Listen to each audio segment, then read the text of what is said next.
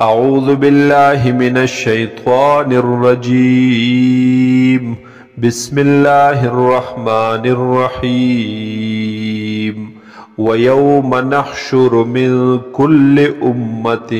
فوجا او یاد که هاغ ورځ چې را جمع بکو من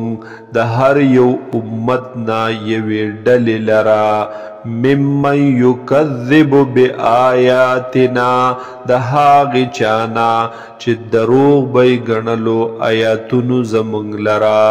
فهم یوزعون پس دوی به بیا ډلې ډلې کړلی شي، دوی به بیا تقسیم کړلی شي یا دوی به بیا حصار کړلی شي. حتی اذا جاءوا آن تر دې چې کله راشي دوی قالا نو الله تعالی به وفرمایي اکذبتم بآیاتی آیات تاسو دروغ ګڼلیو آیاتونو زما لرا ولم تحیطوا بها علما او تاسو احاطه نو کړي بها په دغې آیاتونو زما علما د جهت د علمنا په اعتبار د علم سرا ماذا كنتم تعملون یا نور سو چې تاسو کول هغې لرا ووقع القول عليهم او واقعا بشي هغه فیصله د عذاب خبر د عذاب په دوی باندې بما ظلموا په سبب د دې چې ظلم کړی و دوی فهم لا ينطقون پس دوی به بیا خبرې نشي کولی یا دوی به بیا عذر نشي پیش کولی. الم یرو انا جعلنا اللیل آیا نویني دوی نګوري دوی چې بېشکه ګرځولې د مونږ شپې لرا لیسکنوا فیه د دې دپاره چې دوی سکون حاصل کی دوی آرام حاصل کی پدې کې والنهار مبصرا او ګرځولې د مونږ ورځې لرا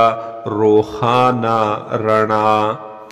ان فی ذلک لآیات لقوم یؤمنون بېشک پدې کې ډېر شی نښې د قدرت د الله دی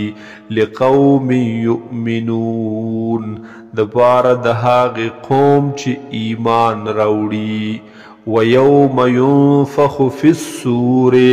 او یاد که هاغه ورځ چې پوکې به ووهلی شي فی الصور په هغې شپېلۍ کې ففزع من فی السماوات ومن فی الارض نو پس وبه یریږي بېهوشه بشي هاغه څوک چې دي په اسمانونو کې او هاغه څوک چې دي په ځمکه کې الا من شاء الله مگر هاغه څوک نه چې وغواړي الله تعالی. وکل اتوه او دا ټول مخلوق راضی بدغی الله تا داخرین عاجزی کونکی. وتر الجبال تحسبها او تئنی دی غرون لرا تحسبها تگمان کوي پدی غرونو جامدتن چې دا پزی کلک ولاړ دی وهي تمر مر السحاب حالان کی زیبدا پشان د تللو د وریزو. صنع الله الذي دا کاریګری د الله الذي دا الله غزاد دے اتقن کل شیء چې محکم کړی دے مضبوط کړی دے هر یو سیز لرا انه خبیر بما تفعلون بېشک دغه الله خبردار دے په هغه څه باندې چې تاسو یې کوئ. من جاء بالحسنة سوک چراغ پنیکی سرا چا چې راتلل وکړل په یو نیکۍ سره فله خیر منها نو وی به د دپاره ډېره غوره د دغې نیکۍ نه بدله وهم من فزع یومئذ آمنون او وی به دوی د هغې یرې د دغې ورځې نه آمنون په امن سره ومن جاء بالسیئة او څوک چې راغی په بدۍ سره فکبت وجوههم فی النار نو پس نسکور به وغورځولی شي په مخونو خپلو په اور کې پړ مخې به ور وغورځولی شي په اور کې هل تجزون الا ما کنتم تعملون بدله به نه درکولی کیږي تاسو ته الا ما مگر د هغې څه کنتم تعملون چې تاسو به کول انما امرتو بشک حکم کړلی شوی دی ماته ان اعبد رب هذه البلدة چې زه د عبادت وکم د رب د دې ښار الذي هاغه خار حرمها چې عزت ورکړی دی الله تعالی دې لرا چې حرم ګرځولی دی دې لرا چې محترم ګرځولی دی دې لرا وله كل شيء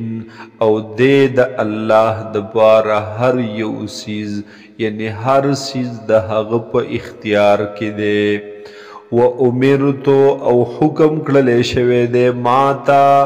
ان اکون من المسلمین چې زه دې شم د مسلمانانو نه وان اتلو القرآن او حکم کړلی شوی دی ماته چې زه دې تلاوت کوم د قرآن پاک فمن اهتدا پس هاغه څوک چې په هدایت راغلو چې هدایت قبول کړو فانما یهتدی لنفسه پس بېشکه دی په هدایت راغی د خپل ځان دپاره د خپلې نفعې دپاره ومن ضل او هاغه څوک چې ګمراه شو فقل انما انا من المنذرین نو پس ته ورته ووایه ای حضور صلی الله علیه وسلم چې بېشکه زه یم د یرونکو نه وقل الحمد لله او ته ورته ووایه ای نبی علیه السلام چې ټول ثنا صفتنا ټول تعریفنا لله خاص الله لردی